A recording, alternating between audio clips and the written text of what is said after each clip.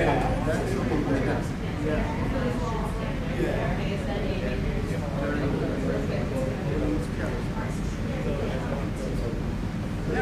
or not it's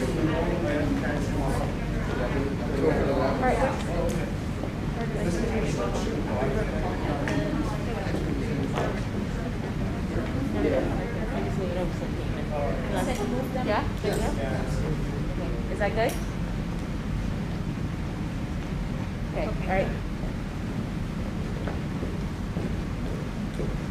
Yes.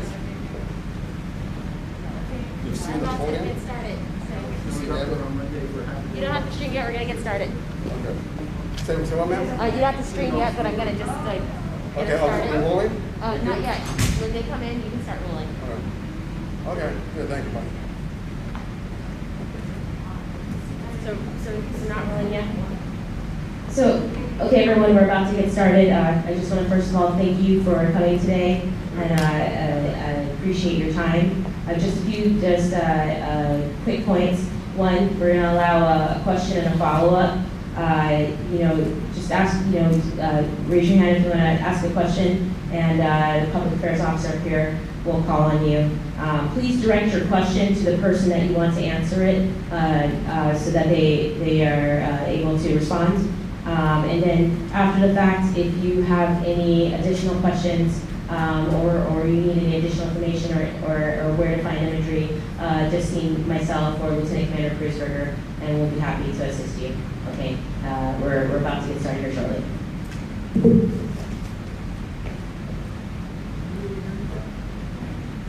You have 5 minutes with there. We would do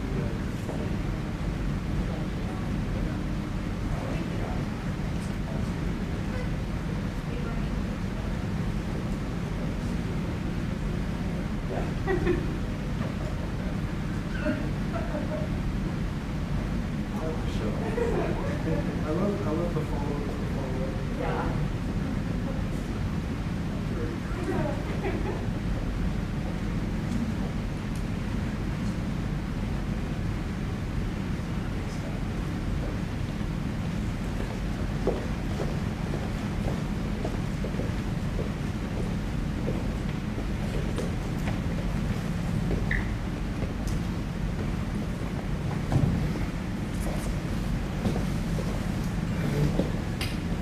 Good afternoon, ladies and gentlemen. At this time, I'd like to introduce you to our afternoon's press conference.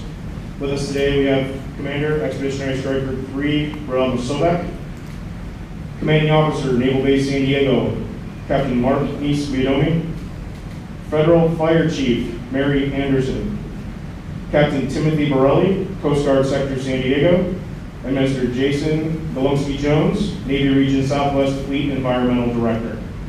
At this time, Sobeck. Yes, good afternoon. It's great to be here, and thank you for coming. Took us 4 days, and look at the clock now, and too many hours to finally say that we've extinguished all known fires on board USS Bonhomme Richard.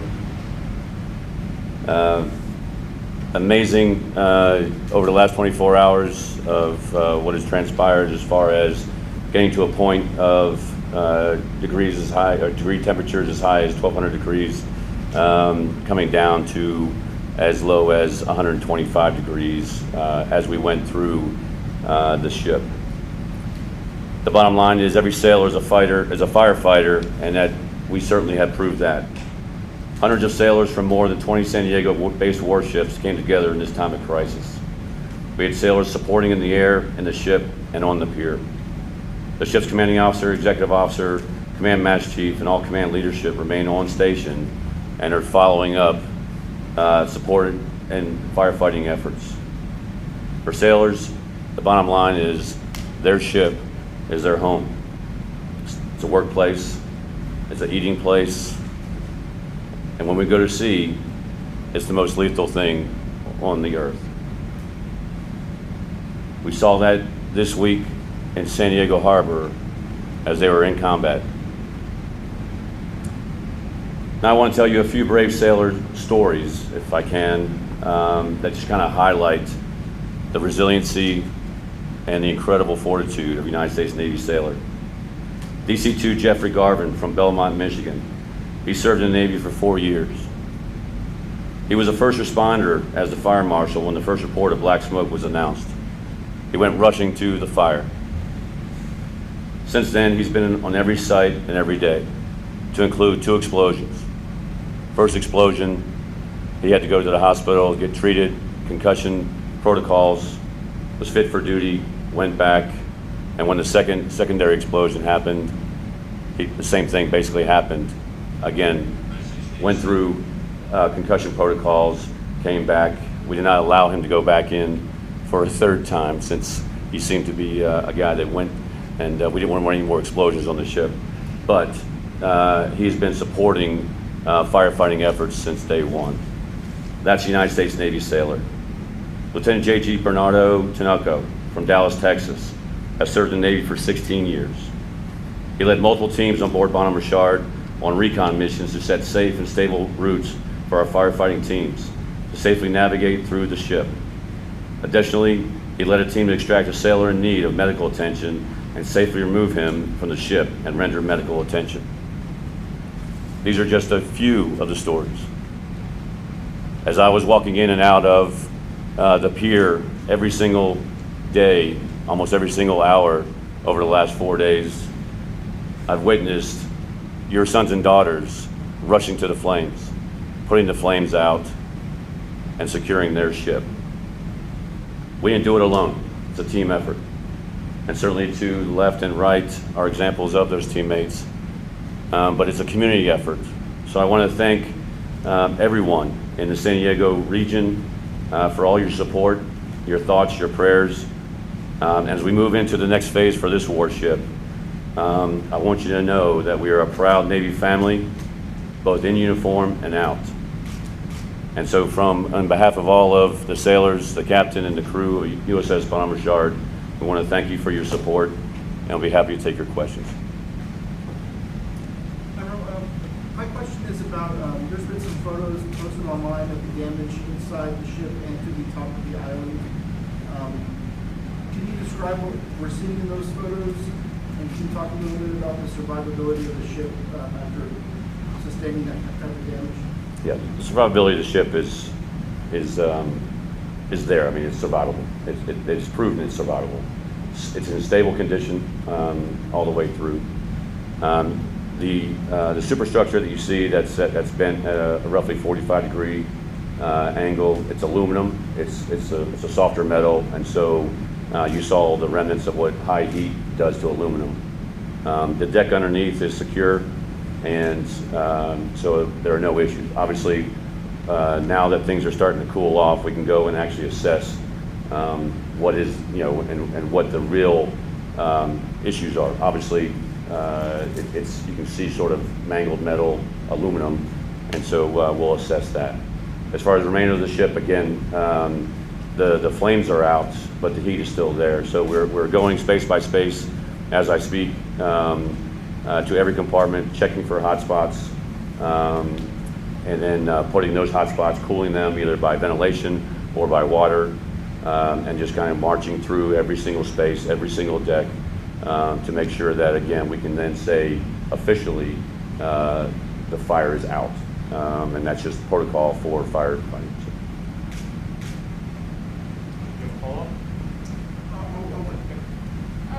Yes, you said survivable. Does that mean that you believe that the ship will be repaired? Again, what will make the ship can be repaired. Whether or not it will be repaired will be determined. And can you tell me also about the challenges that still lie ahead right now? Well, I think visibly you can see one of the challenges, probably other than fire, the next tough thing to deal with is a free surface effect. In other words, when water can go from either side of the ship, from port or starboard, and it has free reign, if you will, along the deck. And that brings obviously challenges to how the ship tends. And so overnight we saw that we had a starboard list, and now visibly you can see a port list. And so as we were, cooling down the decks and get everything cool, the water was held up in one part of the ship, and then we saw that free surface effect happen, and so the ship tended a couple degrees on the port side, the left-hand side.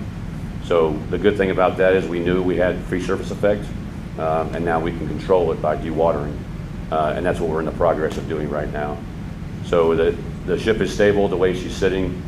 She has been stable the entire time, and she rests very comfortably.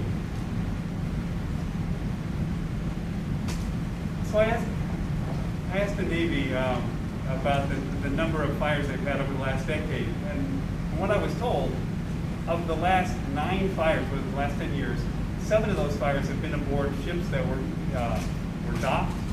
Most of those were undergoing maintenance. You mentioned the parents of the sailors on board the ship. What can you do to reassure parents that a ship is safe when it's undergoing maintenance? I think the big thing, and thank you for your question, the big thing is to, again, understand the training that's required and then the vulnerabilities within a shipyard environment. And so in this case, we had great teammates that were in support of us within moments of the report of black smoke.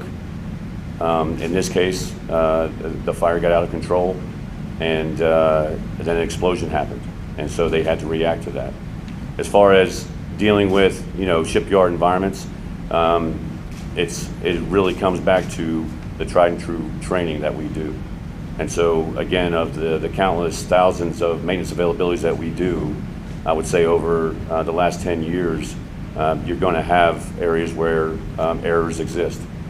We've addressed each of those errors each one of those times, and we've learned those lessons, both either from human error or from equipment failure that causes that. But I can assure you that the time and energy spent on safety of the crew, safety of training, safety of, if you go into a shipyard environment, the first sign you see is safety always, and that's really the paramount message. When was the last time this crew was able to drill for fire on that ship? I don't have that answer exactly recently, but or it would be recently, yes, sir. And that's required periodic training that we do on a period basis to make sure we have the reps and sets and the ability. I think you saw that, especially in the DC-2's example. He's the fire marshal, so he was basically the chief of the day for firefighting efforts. As soon as he had indication, he went straight to the scene, addressed it, and then they started putting hose teams on that.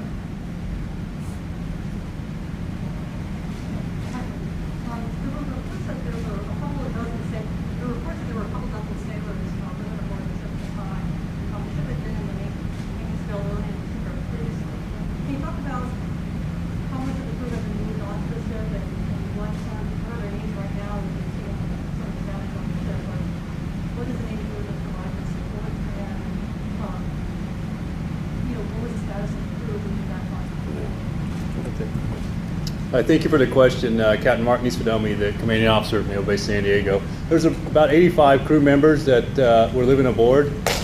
They've been displaced now, and they're lodging here either at Naval Base San Diego or Naval Base at Point Loma.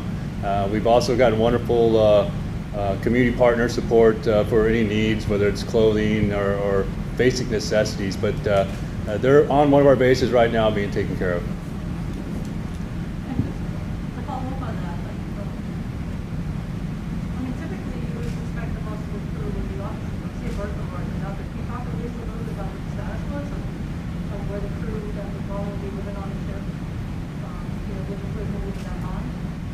Ma'am, I'm sorry, I didn't quite hear your question.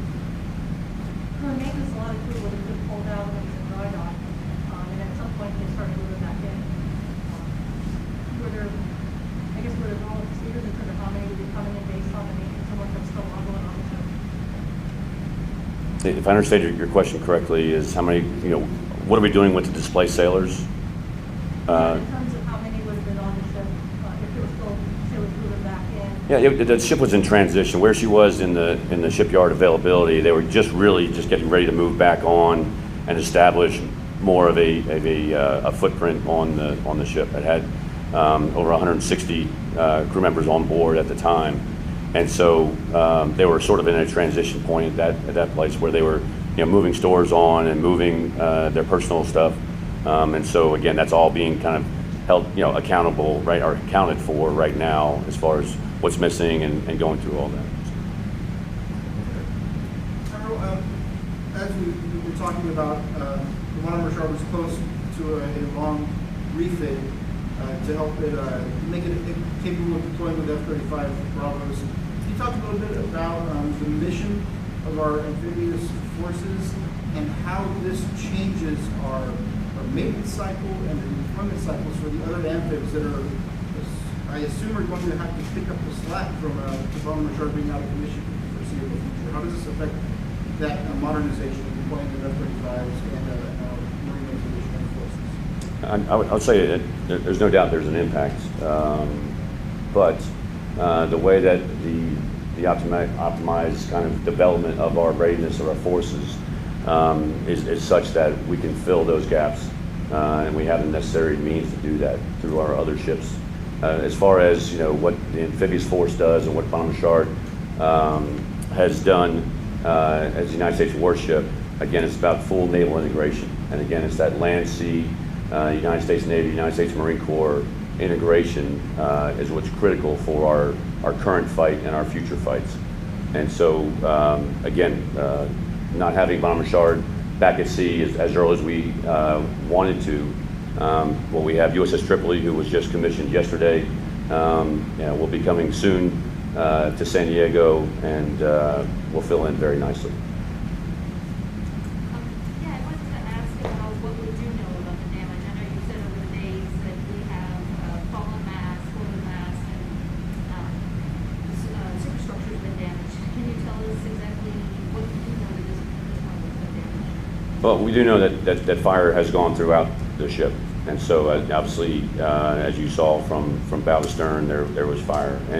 But we do know that basically the main deck and above is where most of the damage was. So that lower V area, and basically we've, again, the investigation will prove exactly what happened, how it happened, and everything else. But I mean, that's kind of where it starts. So the flames and heat goes up, and so that's kind of where we see the damage.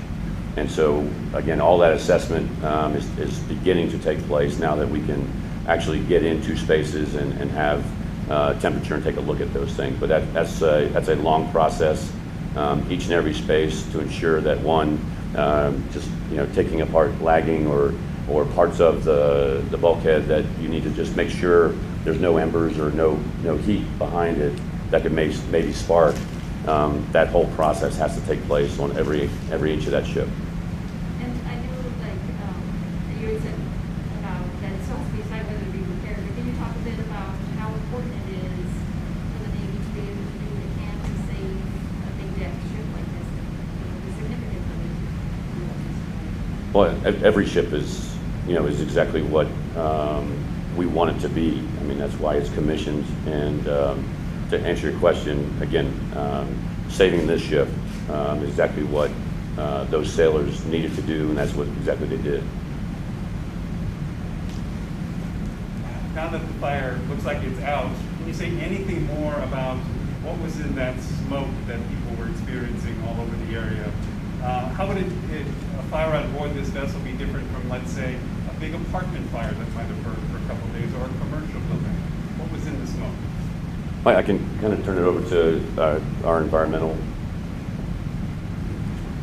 All right, thanks for the question. Very good question. Compared to something where we look like a house fire, and as the Admiral said, this is a house for many of their personnel. There are other various things that go on in the ship. Insulation throughout the ship, padded walls to kind of comfort some for safety, miles of cables and piping throughout the ship as well. So that's a lot of the things you're going to see, along with paint that has been used to paint the ship. Anything that was particularly germane to a warship that could have been damaged in this and could have caused the smoke? Well, I mean, the smoke was mainly from, again, it was a class alpha fire, so it was ashy, so paper, linens, I mean, mattresses, those kind of things. That's what caused and maintained a lot of the heat. The decking material would also retain some of the heat, and so that's what we saw, a lot of the billowing kind of gray smoke that you saw. If we could go back to Sunday and Monday in the initial fire response, for some of us observers, we saw a lot of fire assets going to the scene, and at some point, several hours they pulled back, including the San Diego Fire Department. Can you talk about who had the lead in those initial hours and how that command structure kind of worked in terms of who was making a call, whether it would have been, the ship itself, the Navy, the Blue Navy, the fire officials, or some unified federal or civilian command? Can you talk a little about how that was set up initially and how that proceeded and what's first created? I can answer that. We follow Federal Fire San Diego when we were called. We took the lead under a joint unified command with Ships Forces and San Diego Fire. As you saw us pull back, we are constantly assessing conditions to make sure it's safe to engage in firefighting activities. And so the command structure is the usual ICS system and with a unified command with our partnership. Can you talk about how would San Diego and the local fire departments have fit into that, and who was making the call in terms of how to fight the fire? Because you're dealing with a Navy ship versus like a builder. Now I imagine as a layperson maybe a little bit different in how you're approaching it. Right, so Federal Fire, the battalion chief, took the lead. We train with the ships constantly, so we're very familiar with how to fight fire on the ships and how to incorporate ships forces into the incident command system. So they're the SMEs for the ship. They're providing the information that we need for that. As other battalion chiefs roll in, they are assigned a command position within the ICS system. My question is for Admiral again. Can you describe a little bit about what the procedure is? Once we get all these hotspots headed down, and once you're confident the investigation can begin, who leads that investigation? What's the procedure? And what's the timeline of this investigation? I'll address the last question first. The timeline is as long as it takes to get the answers that we need. Or that we find out, what causes were, everything else. There'll be multiple levels of investigation, both from a safety perspective of ensuring that, again, to get to an earlier question about reassurance that we need to learn from whatever happened and the causes of this fire. And then secondly is, again, the actual cause of the fire and the forensics, if you will, of that fire. And bringing the expertise in there to make sure we understand, again, from the pathway of the fire, all those kind of things, to trace it and figure out, one, can we look differently at structure, shipbuilding, how do we make it safer for a fire like this so it wouldn't get out of control as quick potentially, or what other accelerants, to get to your point, sir, about what is on a Navy ship that's different. Maybe we can use different products or different things that would not be as, creating more heat and that kind of stuff. So it really is about, understanding the holistic aspect of this tragic event, but really making it a positive learning experience as we build ships and we put sailors to sea. Would it be like, which agency is actually in charge of that forensic investigation? Is it like NAVC? Is it CERTFAC? Who's in charge of it? The safety is the safety center. NAVC will have a component from a standpoint of the ship design, ship element, everything else. And then Commander Pacific Fleet will then have the overall investigation for the command investigation. So did you say 7th Fleet? Pacific Fleet. Oh, Pacific, that's right. Yeah, I know that we don't know the cause of the actual spark. We, like you said, it seems to have burned the tri-wall boxes. And I was just wondering, what are the possibilities of you explaining? Like, I know on Sundays a lot of times on the ships there's grinding as well, and there's different work going on. I know you said there's not been work in that, it's not legal work in that specific area, but can you give us some of the possibilities? I mean, I can't narrow the possibilities. I mean, there's a whole bunch of things. And obviously, like you said, any sort of work that had a spark or anything else could cause that. Again, equipment damage, whether it was, wires or, again, there's so many different things that if you have, a lot of oxygen, which we do, a heat source, and then a fuel that will do that, either a caustic fuel or something that will provide a spark. And the main things that provide sparks is really what would cause this. And so it's really hard to narrow that down. But those are all the kind of ranges that I'm sure will come out. And lastly, I just wanted to see about if you could talk about how difficult, for people who don't know shoot fires, how difficult is it to fight a fire like this? And can you tell us how long it would take roughly to go through to make sure that nothing's still Again, the last part of the question, it is a painstaking evolution of going through the entire ship to make sure there are no hot spots or anything else.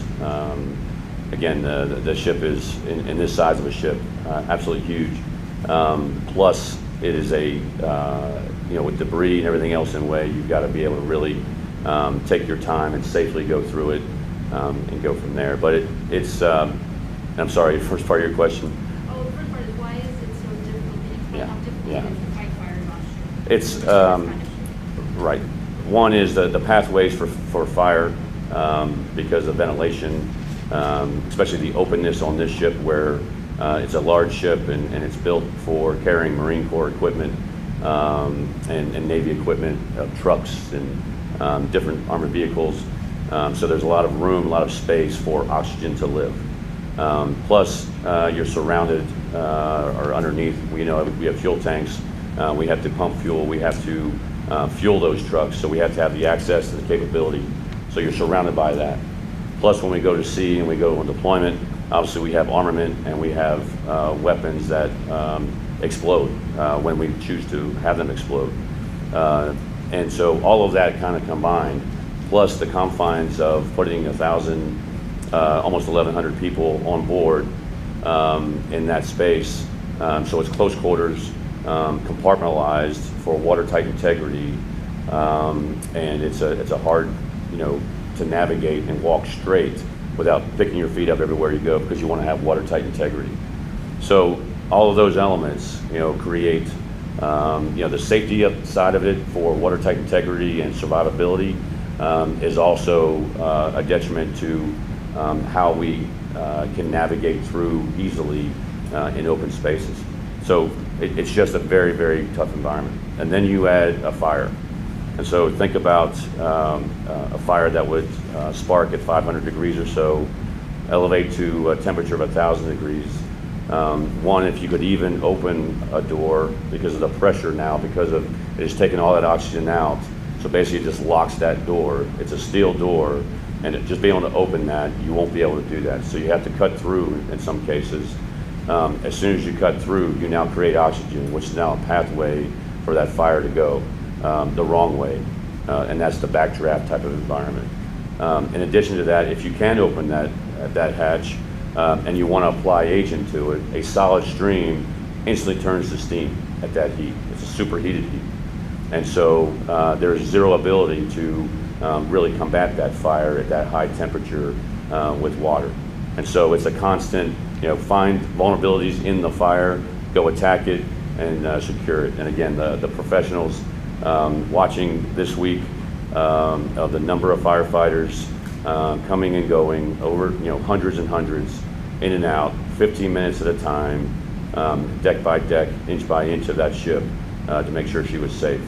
And you're doing that all in the same confines of being concerned about the fuel tanks underneath, the stability of the ship, and all those variables that go into play. And so that's why a shipboard fire is very difficult. You mentioned fuel tanks. There was about 1 million gallons of fuel in those tanks. Would that be a typical amount that the ship would have in undergoing this period? It would be for that ship because they had to start testing their engines and everything else, and that, you know, and for that size of ship, 1 million gallons is not that much fuel. It's a lot of fuel, but it's not that much for that ship. And just to follow up, I haven't seen anywhere, but how far along was the ship in this maintenance period and started in fall of 2018? Was it near completion of this maintenance period, or She- still in that, Right, she was about 2/3 through of all the maintenance she had to get completed before she was finally ready to get back into her basic training phase. and that would have included some sea trials, obviously, before. Exactly, that's why it's about 2/3. I mean, she was almost done most of the maintenance. That's why things were starting to come on board the ship and start putting her back together again in every way. And would the contractor be part of this investigation? Again, partnership with a contractor, absolutely. And we're going to have time for one more question. Over to you, sir. So, San Diego Police Patrol mentions picking up traces of benzene. That doesn't sound like linen or things like that.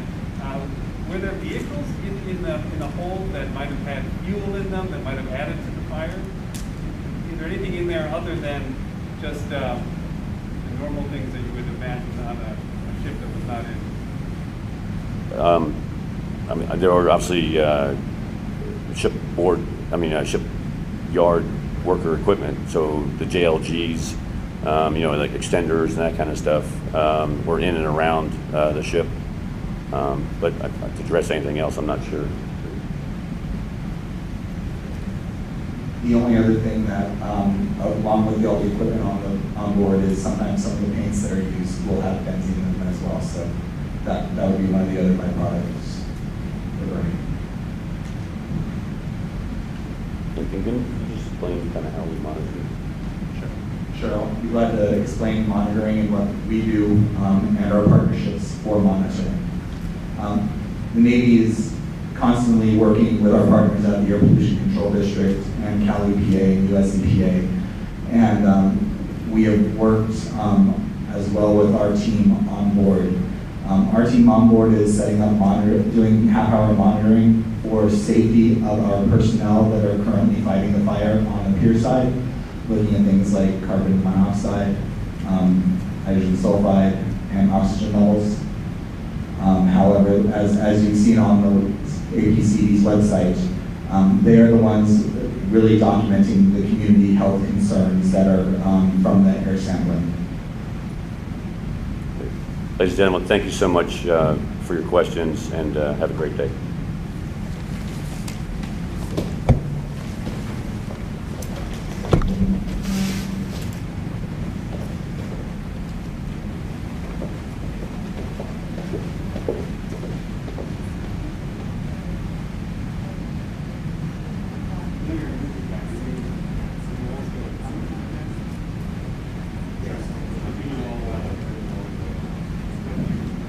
Again, thank you everyone for coming. If you have any additional questions, you can still check our Facebook page and Twitter for additional updates.